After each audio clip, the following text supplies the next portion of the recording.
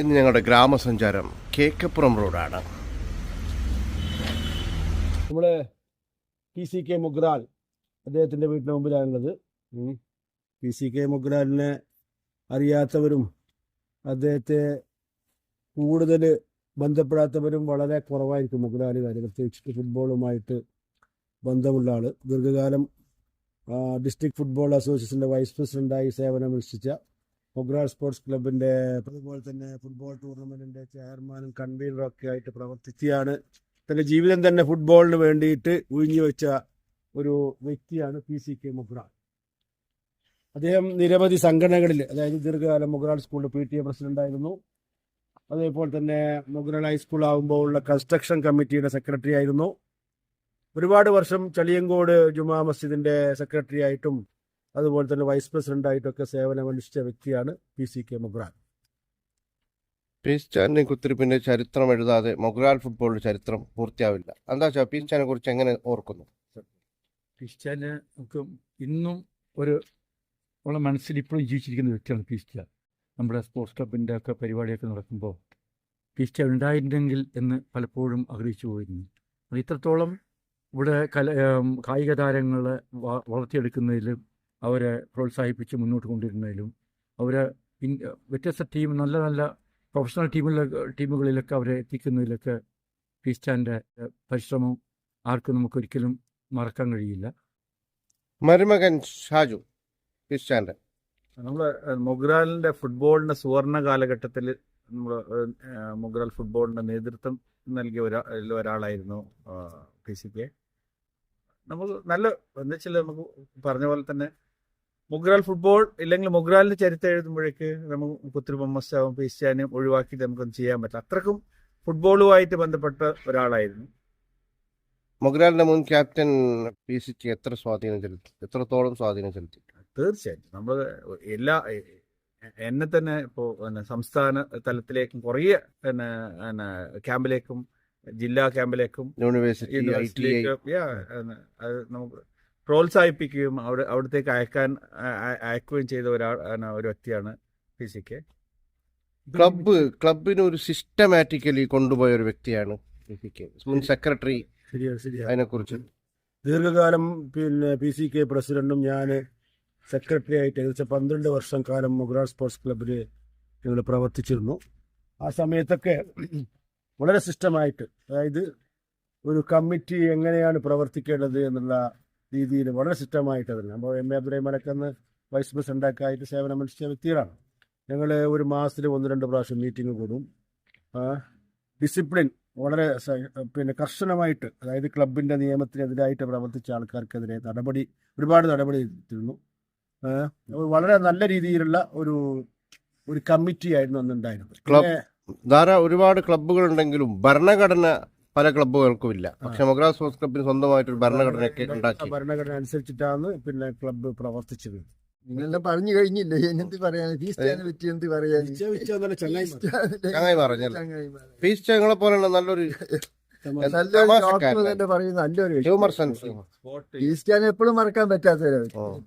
ഇതിന് മറ്റൊന്നില്ല, പീസ്റ്റാനെ കുറിച്ച് പറയുമ്പോൾ പീസ്റ്റാന്റെ കയ്യൊപ്പ് പതിയാത്ത ഒരു രംഗവും മുഗ്രാലുണ്ടാവില്ല. അത് കായിക രംഗാട്ട്, മതപരമായ രംഗങ്ങളായിട്ട് ഏതൊന്നും. പിന്നൊന്നും ഇപ്പം മാഷ് പറഞ്ഞ പോലെ തന്നെ ഏതെങ്കിലും ഒരു കാര്യം അയാൾ ഏറ്റെടുത്ത് നമ്മളൊരു കാര്യം അവളോട് പറഞ്ഞു, എൻ്റെ ഇന്നൊരു കാര്യമുണ്ട് പീസ്റ്റാ, നിങ്ങൾ ശരിയാക്കി തരുന്നു പറഞ്ഞെങ്കിൽ പിന്നെ ആ കാര്യം നമ്മുടേതല്ല, പിന്നെ അത് പീസ്റ്റാൻ്റെ ആയിട്ട് മാറി. അതിന്റെ പരിശ്രമം പീസ്റ്റ് അത് അടങ്ങിയത്. പിറ്റേ ദിവസം രാവിലെ നമുക്ക് പോകാൻ വിളിക്കും, ഇന്ന് ഓഫീസിൽ പോകാനുണ്ട്, നീ റെഡി ആയിക്കുന്നു. സാധാരണ ഇതിൽ നമ്മൾ അങ്ങോട്ട് പറയാലോ, അതല്ല ആത്മാർത്ഥതയുടെ അവസാന വാക്ക്. പിന്നെ മറ്റൊരു കാര്യമുണ്ടല്ലോ, ഇപ്പൊ നമ്മൾ പീസ്റ്റാന്റെ കാര്യം പറയുമ്പോൾ അതുപോലെ തന്നെ PC മുഹമ്മദ് കുഞ്ഞിയുടെ കാര്യങ്ങൾ നമുക്ക് പറയാതിരിക്കാന്ന് വൃത്തിയില്ല. അപ്പോൾ അത് കൂടുതലായി മാഷ് പറയും, മാഷോടൊന്ന് നന്നായി പറയും. അതേപോലെ PCM കുഞ്ഞിനെ കുറിച്ച് പറയുമ്പോൾ ഇപ്പോൾ മുഗ്രാലിനെ കുറിച്ച് ഇപ്പോൾ ഈ കലോത്സവമൊക്കെ നടന്ന സമയത്ത് മുഗ്രാലിലെ ഈശൽ ഗ്രാമം, കാൽപന്ത് കളിയൊക്കെ പറയുമ്പോൾ തന്നെ സന്തോഷ് ട്രോഫിയിൽ മുഗ്രാലിന് വേണ്ടി ആദ്യം ബൂട്ടണിഞ്ഞ വ്യക്തിയാണ് PCM കുഞ്ഞി. അതേപോലത്തെ ദീർഘകാലം മുഗ്രാൽ സ്പോർട്സ് ക്ലബിൻ്റെ പ്രസിഡൻ്റായിരുന്നു. അതേപോലെ തന്നെ ചളിയങ്കോട് ജമാ മസ്ജിദിൻ്റെ പ്രസിഡൻ്റായിരുന്നു. ഇപ്പോഴും PCയുടെ മകൻ തന്നെയാണ് ചളിയങ്കോട് അദ്ദേഹത്തിൻ്റെ വിയോഗത്തിന് ശേഷം പ്രസിഡൻ്റായിട്ടുള്ളത്. അങ്ങനെ ഫുട്ബോൾ എന്ന് പറയുമ്പോൾ നമ്മൾ ആദ്യം വരുന്ന ഒരു പേരാണ് PCM കുഞ്ഞി. സന്തോഷ് ട്രോഫിയിൽ ആദ്യമായിട്ട് മൊഗ്രാലിൻ്റെ അഭിമാനമായിട്ട് അവിടെ കളിച്ചത്. പിന്നെ അദ്ദേഹത്തിൻ്റെ കളിയും മറ്റു കാര്യങ്ങളൊക്കെ ഒരുപാട് പറയാനുണ്ടത്. അതൊക്കെ പറയാൻ പറ്റും. ഇത് മാഷെ കേരള യൂണിവേഴ്സിറ്റി ടീം ക്യാപ്റ്റൻ ആയിരുന്നു. അന്ന് കേരളത്തിൽ ആകെയുള്ള ഒറ്റ യൂണിവേഴ്സിറ്റി ഉള്ളൂ സമയത്ത് അന്ന്.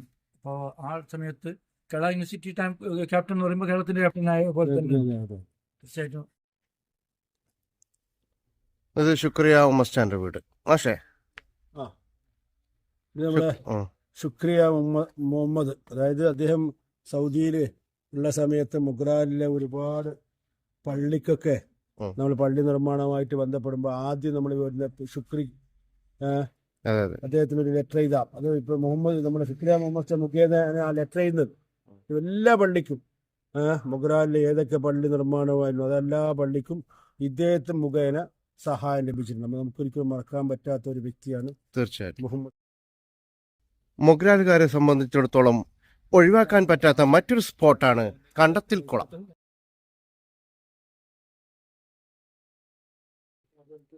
മൊഗ്രാലിന്റെ നീന്തൽ പരിശീലന കേന്ദ്രം. കണ്ടത്തിലെ പള്ളിയെ കുറിച്ച് പറയുമ്പോൾ കണ്ടത്തിലെ പള്ളിയും കണ്ടത്തിലെ പള്ളിയുടെ കുളവും അറിയാത്ത ഒരു വ്യക്തി നമ്മുടെ നാട്ടിലുണ്ടാവില്ല. മിക്കവാറും മൊഗ്രാലുകാരിൽ 90% ആൾക്കാർ നീന്തൽ പരിശീലിച്ചത് ഈ കുളത്തിൽ നിന്നാണ്. മുഹമ്മദ് കുഞ്ഞിയാണ് അതിൻ്റെ ഇന്നും മുഹമ്മദ് കുഞ്ഞി ഒരുപാട് കുട്ടികളെ ഇവിടെ കൊണ്ടുവന്നിട്ട് നീന്തൽ പരിശീലിപ്പിക്കുന്നുണ്ട്. അതുപോലെ തന്നെ പണ്ട് കാലത്തേയുള്ള ഒരു അറിയപ്പെടുന്ന ഒരു പള്ളിയും പള്ളിക്കുളവും. മൊഗ്രാലിൽ കുറേ പള്ളിയുടെ അടുത്ത് കുളം ഉണ്ടായിരുന്നു, പക്ഷെ എല്ലാം മൂടി. ഇപ്പോൾ അവശേഷിക്കുന്ന ഒരേ ഒരു കുളം കണ്ടത്തിലെ പള്ളി കുളമാണ്.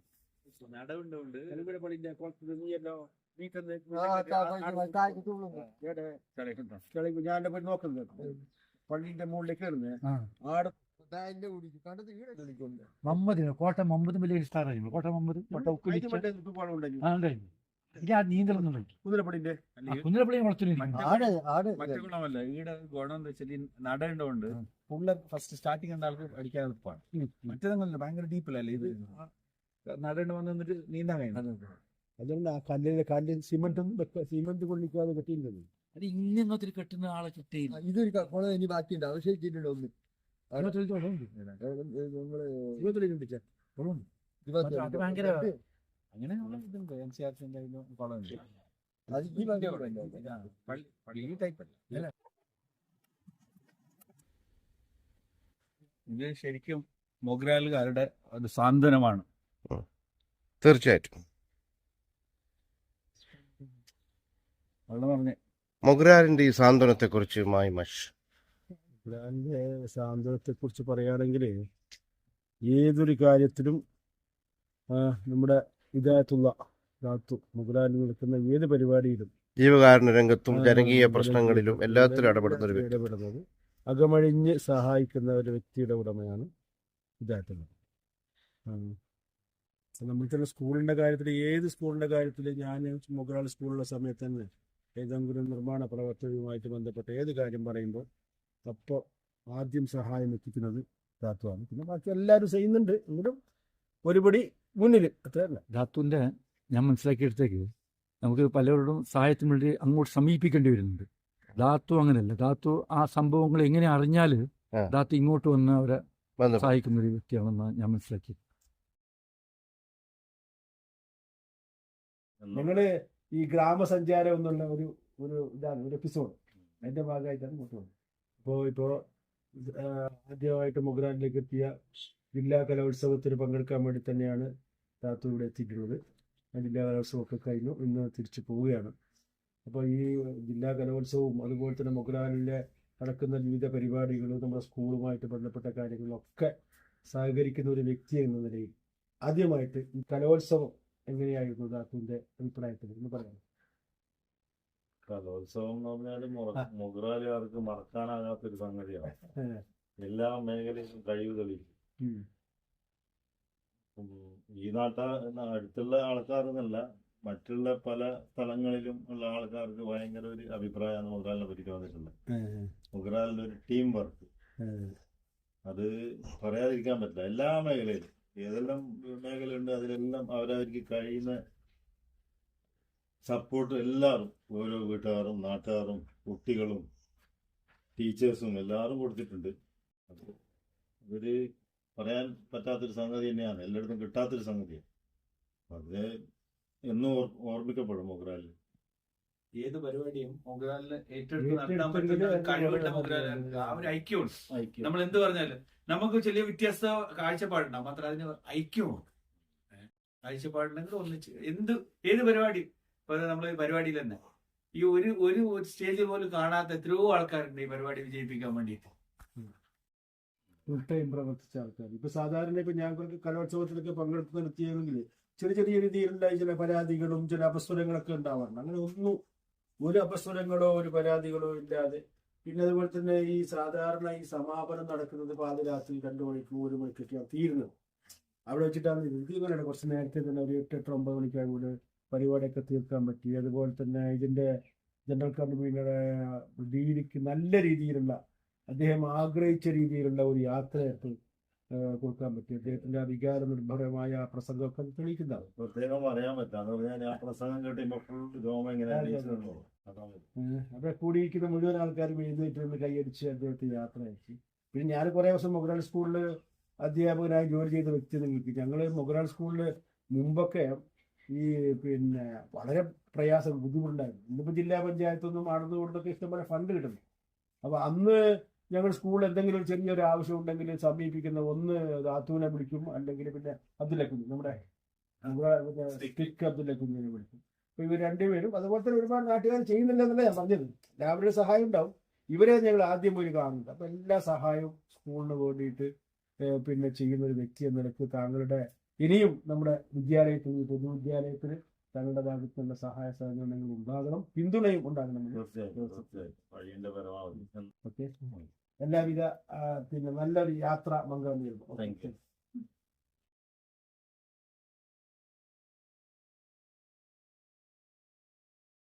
MC അബ്ദുൽ ഖാദർ ഹാജിയുടെ തറവാടിന്റെ മുറ്റത്താണ് നമ്മളുള്ളത്. MC ഹാജിയും അങ്ങനെ തന്നെ ദീർഘകാലം മുസ്ലിം ലീഗ് പ്രസ്ഥാനത്തിന് വേണ്ടി തൻ്റെ ജീവിതം ഒഴിഞ്ഞു വെച്ച ഒരു വ്യക്തി. ഏകദേശം 10-16 വർഷക്കാലം കുമ്പള ഗ്രാമപഞ്ചായത്തിൻ്റെ പ്രസിഡൻ്റായിരുന്നു. പിന്നെ ആദർശ രാഷ്ട്രീയത്തിൻ്റെ വക്താവ് എന്ന് വേണമെങ്കിൽ നമുക്ക് MC ആർച്ചാനെ വിശേഷിപ്പിക്കാം. അദ്ദേഹം ശരിക്കും ഒരു ജീവിതം തന്നെ പിന്നെ ലീഗിൻ്റെ പ്രസ്ഥാനത്തിന് വേണ്ടിയിട്ട് ചിലവാക്കിയ ഒരു വ്യക്തിയാണ്. ആദർശ രാഷ്ട്രീയത്തിൻ്റെ ആൾരൂപം തന്നെ പറയും.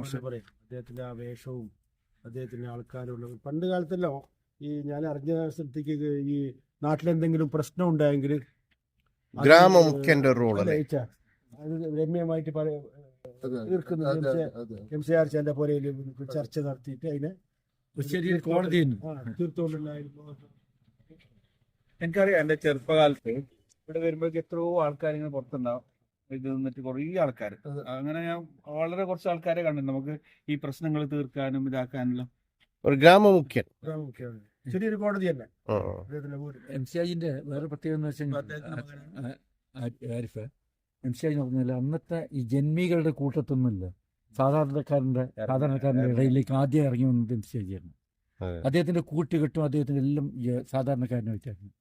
ഏറ്റവും ഒടുവിൽ മരിക്കുമ്പോൾ വരെ അദ്ദേഹത്തിന്റെ വസിയത്ത് എൻ്റെ മയ്യത്ത് കൊണ്ടുപോയിട്ട് ജമാഅത്ത് പള്ളിയിൽ വെക്കണം. അവിടെ എല്ലാ ഒരു മയ്യത്തുള്ള ആ പൊതു ശ്മശാനത്തിൽ തന്നെ വെക്കണം. പ്രസിഡന്റ് സ്ഥാനം അലങ്കരിച്ച വ്യക്തിയാണ്. നല്ല ആ സമയം എല്ലാവരുമായിട്ടും, വലിയ ഒരാൾക്കാരായിട്ടും ചെറിയ ആൾക്കാരായിട്ടും കുട്ടികളായിട്ടും ഒരു അടുക്കുന്ന സ്വഭാവം ഉണ്ട്. MC ആർച്ചാന്റെ സൗണ്ടിൽ അല്ല, അത് MC ആർച്ചാക്ക് ഏപ്രിൽ അങ്ങനെ സാധാരണ ഏപ്രിലിൽ തോന്നുന്നു. ഞാൻ എന്താ പറഞ്ഞെങ്കിൽ അമിത ഡിസംബറിൻ്റെ ശബ്ദത്തിൽ വിളിച്ചാൽ MC ആർച്ചാണ്. അപ്പോൾ MC ഹാജി സാഹിബല്ലേ, അതെ ഞാൻ ശബ്ദ എന്താ നാളെ നമ്മുടെ ഒരു എമർജൻസി മീറ്റിംഗ് ഉണ്ട് കാസർഗോഡ്, നിങ്ങൾ വരണമെന്ന്. അപ്പോൾ MC ആർച്ച ഫോൺ വെക്കും. MC ആർച്ച ചെറിയ MC ആർച്ച അമിത ഡിസംബറിൻ്റെ ബന്ധുക്കളല്ല. അപ്പോൾ MC ഹാജി സാഹിബ് അല്ലേ എന്നൊന്നും ചോദിക്കൊന്നുമില്ലല്ലോ, ആ ചർച്ച അല്ലേന്നല്ലേ.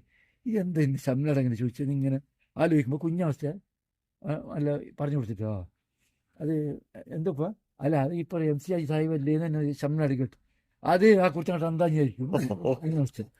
അങ്ങനെ ആ വൈകുന്നേരം ഞാൻ വല്ല ഓഫീസിൽ പോയി. അപ്പോൾ വൈകുന്നേരം ഞങ്ങൾ പോയി MSFൻ്റെ ആളല്ലേ പോയിട്ടാകുമ്പോൾ ഇരവാന്നല്ലേ എന്താ നീ ഇരിക്കുന്നത്. അപ്പോൾ ഞാൻ അല്ല നീ ഇരിക്കും, നീ അത്ര ബഹുമാനിക്കുന്നു ഇരിക്കുന്നത്. വരുമ്പോട്ട് ഇന്ന് ഷംനാട് ഇച്ചിരി കാത്തന്നെ ഞാൻ അറിയാതെ കഴിച്ചിട്ട് എന്താ കുത്തം നമ്മളെ സ്കൂള് ആ സമയത്ത് സ്കൂള് നിർമ്മാണത്തിലെല്ലാം അയാള് പിന്നെ അതിന്റെ ചെയർമാനാണ് സ്കൂൾ കൺസ്ട്രക്ഷന്റെ.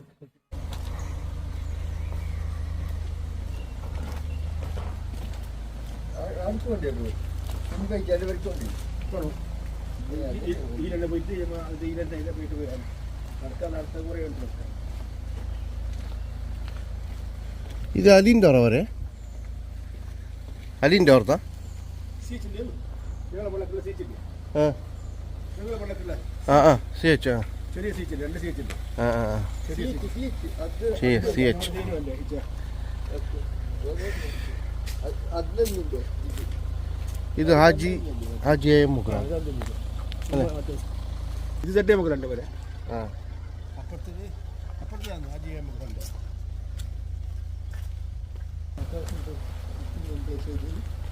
അതെ അബ്ബാസിന്റെ ഇതുണ്ട്. ഇത് പറ തറവാട്.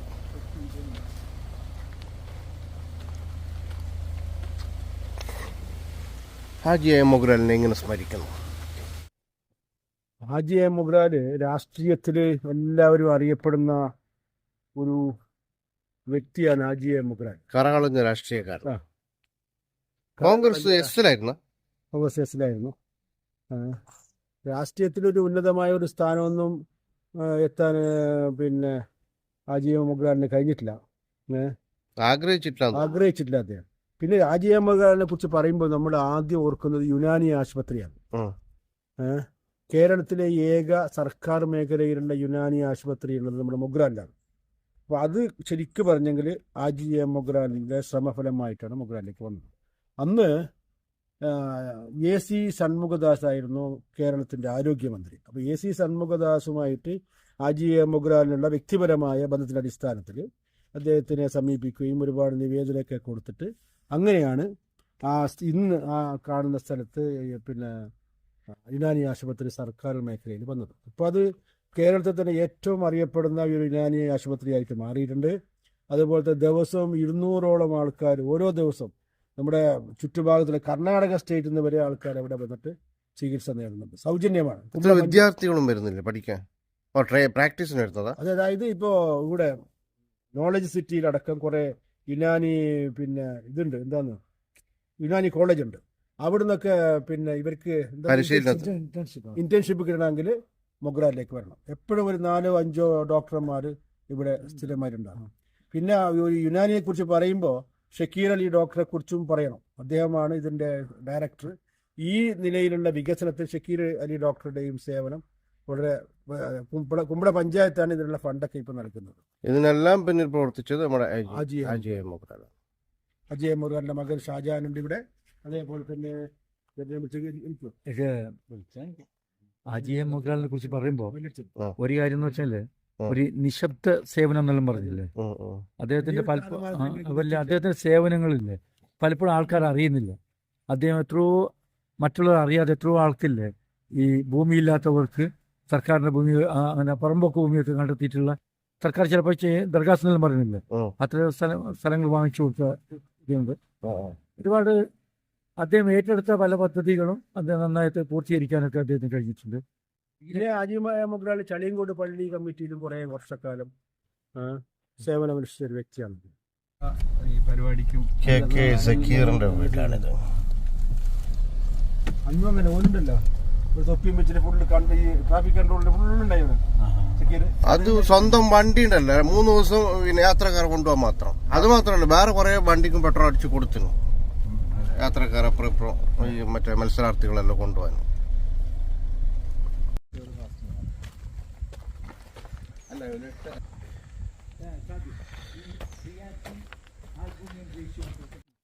നാളെയോ മറ്റന്നാളോ ഒരു ഫ്രീ മെഡിക്കൽ ക്യാമ്പിനുള്ള ഒരുക്കത്തിലാണ് ഡോക്ടർ അഷ്റഫ്. അതൊന്ന് full നീട്ടിക്കും.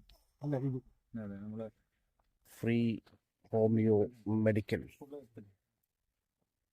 Camp Wasifa homeo pharmacy Kumbla.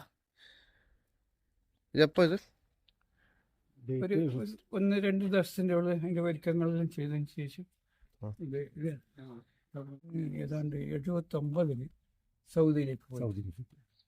സൗദിയിൽ ഏതാണ്ട് ജുബൈലിൽ ഒരു വർഷം, പിന്നെ 10 വർഷം ഞാൻ റിയാദിൽ ഉണ്ടായിരുന്നു. അവിടെ ഒരു സ്പിന്നീസ് അറേബ്യൻ ഫുഡ് സപ്ലൈ എന്ന ഒരു കമ്പനിയിൽ അക്കൗണ്ട്സിലായിട്ട് കമ്പ്യൂട്ടർ അക്കൗണ്ട്സിലുണ്ടായി. ആ സന്ദർഭത്തിൽ ഞാൻ ഒരു ടൂർ, യൂറോപ്യൻ ടൂറിന് ഞാൻ മറ്റേ ജർമ്മനി, സ്വിറ്റ്സർലാൻഡ്, ശങ്കർ വിജയിൽ എടുത്തിട്ടുണ്ടല്ലേ? ഒരു 15 ദിവസത്തെ ടൂർ വിസ. അപ്പോൾ അന്ന് സ്വിറ്റ്സർലാൻഡ്, ജർമ്മനി, ബെൽജിയം, പിന്നെ ഹോളണ്ട്, പിന്നെ ലണ്ടൻ, ഇങ്ങനെ 15 ദിവസത്തെ ടൂർ ചെയ്തിട്ട് ഞാൻ വന്നിരുന്നു. അങ്ങനെ ആ സമയത്ത് ഈ പരിചയപ്പെട്ട ജർമ്മനി എനിക്ക് വളരെ ഇഷ്ടമായിരുന്നു. അതുകൊണ്ട് ഈ ഇവിടുന്ന് സൗദി അറേബ്യയിൽ നിന്ന് ഞാൻ വിരമിച്ചതിന് ശേഷം ഞാൻ ജർമ്മനിയിൽ പോയി. അവിടെ ഞാൻ ആ സമയത്ത് എൻ്റെ ഈ മെഡിക്കൽ ഫീൽഡല്ല, അക്കൗണ്ട്സ് ഫീൽഡിലായിരുന്നു.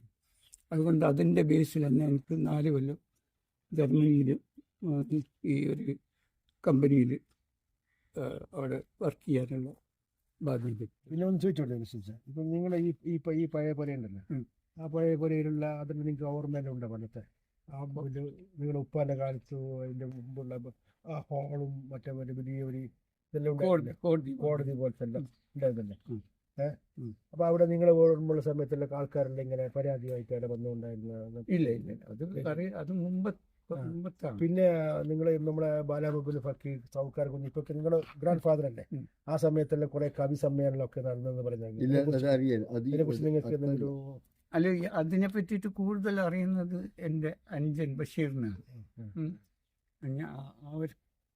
ആ ഒരു കാര്യങ്ങൾ കുറെ കാലം പുറത്തായതുകൊണ്ട് പൊരേലിനെ കുറിച്ച് നിങ്ങൾക്ക് ഓർമ്മ ഉണ്ടോ? അതല്ല ഓർമ്മ ആൾക്കാരിലൊക്കെ ഉള്ള സമയത്തെല്ലാം. അപ്പൊ നിങ്ങളെ ഈ ഗ്രാൻഡ് ഫാദറിനെ ആരെങ്കിലും നിങ്ങൾ കണ്ടായിരുന്നു? ഇല്ല, നമ്മൾ പറയുന്ന ബാലാമുബിൽ ഫക്കിയോ? ബാലാവിനെ പക്കി ഉപ്പൻ്റെ ചെറിയ 8 വയസ്സിന്റെ സമയത്താണ് മരിച്ചു പോയത്. അപ്പൊ ഉപ്പ അന്ന് ജീവിച്ചിട്ടുണ്ട്. ഉപ്പാപ്പനെ എൻ്റെ ഉപ്പ നല്ലോണം കണ്ടിരുന്നു. ഉപ്പാനെ അക്ഷരെ ഞാൻ കണ്ടിട്ടില്ല. സൗക്കാർ കുഞ്ഞിപ്പക്കി. സൗക്കാർ കുഞ്ഞിപ്പക്കിയുടെ നേരെ മകനാണ് ബാലാമുബിൻ ഫക്കിയുടെ ഏക മകനാണ് സിദ്ദീഖ് അമീർ അലി കുഞ്ഞിപ്പക്കി. എസ് എം അമീറിന്റെ മൂത്ത മകനാണ് നിങ്ങൾ? മൂത്ത മകനാണ്. ബഷീർ അഹമ്മദ് എൻ്റെ സെക്കൻഡ്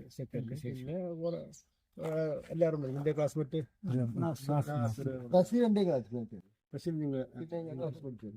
അന്ന് ചോദിച്ചത് ഇതുമില്ലേ, നിങ്ങളെ ഉപ്പാൻ്റെ ആ സമയത്തില്ലേ, അന്ന് ഒരു ആ സമയത്തുണ്ടായിരുന്നു ഒരു കോടതി പോലും നിങ്ങളുടെ വീട്ടിൽ? ആ സമയത്ത് ഉപ്പാൻ്റെ സമയത്തായിരുന്നു? അപ്പോൾ ഉപ്പാൻ നിങ്ങൾക്ക് ഒരു നാടുവാഴിയുള്ള ആ ഒരു രീതിയിലല്ലേ നിങ്ങളെ അന്നത്തെ? അതേപോലെ ടിപ്പു സുൽത്താൻ്റെ ആ പടയോട്ട കാലത്തെല്ലാം ഉണ്ടല്ലോ ഇവിടെ ഈ സ്ഥലമെല്ലാം ടിപ്പു സുൽത്താൻ്റെ ഭരണത്തിന് കീഴിൽ വന്നപ്പോൾ നിങ്ങളെ പൂർവികന്മാരൊന്ന് എന്ത് റോളായിരുന്നു അവർക്ക്? ഒരു ഇവിടുത്തെ നാട്ടുപ്രമാണി എന്ന നിലയിൽ ടിപ്പു സുൽത്താൻ ഓരോ സ്ഥലത്ത് അവരുടെ പ്രമുഖന്മാരെ അവരെ ഒരു പ്രതിനിധിയായിട്ട്, അതായത് നേരിട്ടുണ്ട് ഭരണം എന്ന നിലയിലല്ല, അവർക്കൊരു സപ്പോർട്ട് എന്ന നിലയിൽ ടിപ്പു ഈ കുഞ്ഞിപ്പക്കി അവരെ നിയമിച്ചത്. അതിൻ്റെ ഒരു പ്രതീക എന്ന നിലയിലാണ് പീരങ്കി എന്ന അവർക്ക് സമ്മാനമായിട്ട് നൽകിയത്. സമ്മാനമല്ല, ഒരു സപ്പോർട്ട് എന്നാണ്. അത്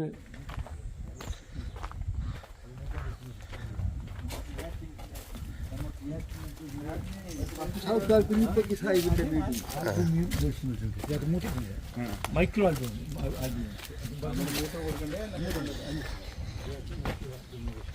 മാഷേ പറഞ്ഞോളൂ ഈ വീടിനെ കുറിച്ചും ഈ പീരങ്കിയെ കുറിച്ചും. ഇത് നമ്മളിപ്പോൾ ഉള്ളത് സൗക്കാർ കുഞ്ഞി ഫക്കി അദ്ദേഹത്തിൻ്റെ, അതുപോലെ തന്നെ ബാലാമുബിൻ ഫക്കി അവരുടെ തറവാട് വീടാണ്. അവസാനം നമ്മൾ പിന്നെ അത് വന്ന് എസ് അമീർ അലി, പിന്നെ ഇപ്പോൾ ബഷീർ അഹമ്മദ് സിദ്ദീഖ്. ഇപ്പം ഇവിടെ വീട്ടിലിപ്പോൾ താമസമൊന്നുമില്ല. ഒരുപാട് ചരിത്ര സംഭവങ്ങൾക്ക് സാക്ഷ്യം വഹിച്ച ഒരു വീടിൻ്റെ അടുത്താണ് ഇപ്പം നമ്മളുള്ളത്. പണ്ടൊക്കെ വലിയ വീടായിരുന്നു.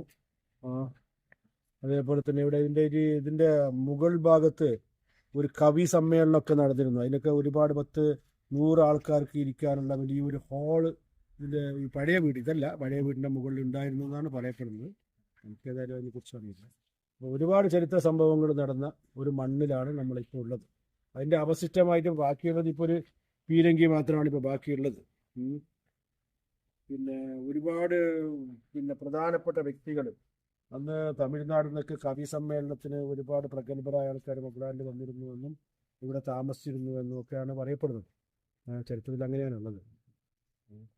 പിന്നെ ഓരോ ദിവസവും എത്രയോ ആൾക്കാർക്ക് ഇവിടെ ഭക്ഷണം നൽകിയിരുന്നു. അതെല്ലാ ദിവസവും ആൻസീറ്റൻ്റെ നാട് എളുപ്പമാണ്ട് അടുത്ത ഉത്സവം നടക്കലാണ്.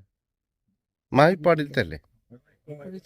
പിന്നെ അത് മധൂർ അമ്പലത്തിന്റെ ഗോപാലകൃഷ്ണ പോലെ ക്ഷേത്രങ്ങളിലൊക്കെ ഉത്സവത്തിന് ഇവർക്ക് പ്രത്യേകമായ സാധനം ഇന്നുണ്ട്. ഇന്നും അത് മധുരമ്പലത്തിനും തിരിച്ചെല്ലാം പോയിട്ടാണ് പ്രത്യേക ഇതെല്ലാം ഉണ്ട്. കൈമാറണ്ടല്ലോ. മറ്റൊരു പ്രത്യേകത എന്താ പറയുക ഇവിടുത്തെ, അന്ന് ഭയങ്കര അരിയുടെ ക്ഷാമം ഉണ്ടായിരുന്ന ഒരു കാലഘട്ടം ഉണ്ടായിരുന്നു. പല്ലിച്ചക്കറി എന്നാണ് എനിക്കറിയുന്നത്. ആ സമയത്ത് ഈ അന്ന് അരിയില്ലേ എല്ലാം പൂഴ്ത്തി വെക്കുമായിരുന്നു, വില കൂടി ഉണ്ടാക്കാൻ വേണ്ടി. അന്നത്തെ മാർക്കറ്റ് എത്ര റേറ്റ് ഉണ്ട് ആ റേറ്റിനായിരുന്നു അമീറൽച്ച ഇവിടെ അമീർ അലി ഉണ്ടായിരുന്നില്ല. ഇപ്പോൾ അശ്രവിച്ചാൻ്റെയും അപ്പോൾ അദ്ദേഹം കൊടുക്കുന്ന ആ സമയത്താണ് അത് കൊടുത്തിരുന്നത്. അദ്ദേഹം അന്നത്തെ മാർക്കറ്റ് എന്ത് റേറ്റ് ഉണ്ട് ആ സമയത്ത് കൊടുക്കും. എനിക്ക് ഈ പഴയ വീടെല്ലാം എനിക്ക് കറക്റ്റ് ഓർമ്മയുണ്ട്. ഞാൻ വന്നു ഇതെല്ലാം ഉണ്ട്. എനിക്ക് അതിൻ്റെ കൂടെ ഒരു ചെറിയൊരു ജയില് പോലെ ഒരു ഇതുണ്ടായിരുന്നു. അപ്പോൾ കോടതി ഒരു കോടതി. അപ്പോൾ അതിൽ തൽക്കാലം ചിലപ്പോൾ കസ്റ്റഡിയിൽ വെക്കാൻ എന്തോ അയക്കും. അതെല്ലാം എനിക്ക് കറക്റ്റായിട്ട് ഓർമ്മയുണ്ട്. അടുത്തിട്ട് അതിന് പൊളിച്ചിട്ട് വയ്യല്ല മീത്ത ഇനി കഴിച്ചാലും താഴെ ക്രിസ്റ്റാൻ്റെ ഉണ്ടായിരുന്നു. മീത്തയും താഴെ താമസിക്കുന്നത് വലിയ മുകളിൽ വലിയൊരു ഹാളുണ്ട്. ഹാളുണ്ട്. അവിടെ കുറെ ആൾക്കാർക്ക് 100 ആൾക്കാരെല്ലാം വലിയ ഹാളെന്ന് വെച്ചാൽ മേലത്തെ ഫ്ലോറിൽ ഒരു പകുതി അങ്ങനെ വലിയ വീടായിരുന്നല്ലോ. ഇത് ഹാൾ തന്നെയായിരുന്നു. അല്ല മുകളിൽ ഒരുപാട് ഇപ്പം ഞങ്ങളുള്ള വീടുണ്ട്. എൻ്റെ വീട് ആ സ്ഥലം പണ്ട് അമീറൽച്ചാൻ്റെ വീട്. അമീറൽച്ചാടെ എൻ്റെ ഉപ്പ വെൽക്കം സ്ഥലമുണ്ട്. ഒരുപാട് സ്ഥലമുണ്ടായിരുന്നു. വെള്ളിയാഴ്ച ജുമാൻ നടന്നുകൊണ്ട് വെള്ളിയാഴ്ച പിന്നെ ഒരു കവി സമ്മേളനം, വലിയൊരു പ്രശസ്തമായ ഒരു കവി സമ്മേളനം നടന്നു. കുട്ടിക്കാലത്ത് ഷാജാൻ ഫുട്ബോൾ കളിച്ച് വളർന്ന സ്ഥലമാണിത്. പ്രിയദർശിനിയുടെ ഗ്രൗണ്ടല്ലേ, പ്രിയദർശിനി ആർട്സ് ആൻഡ് സ്പോർട്സ് ക്ലബിന്റെ ഗ്രൗണ്ട്. വീടും കൂടി പോവാം. പച്ചക്കറി കൃഷി ഉണ്ടായി നല്ല റിസോർട്ട് ഉണ്ടാക്കുന്നില്ലേ? ഇത് റിസോർട്ട്. നീ എല്ലാം ഇതാണ് ആളാര് എനിക്കറിയില്ല.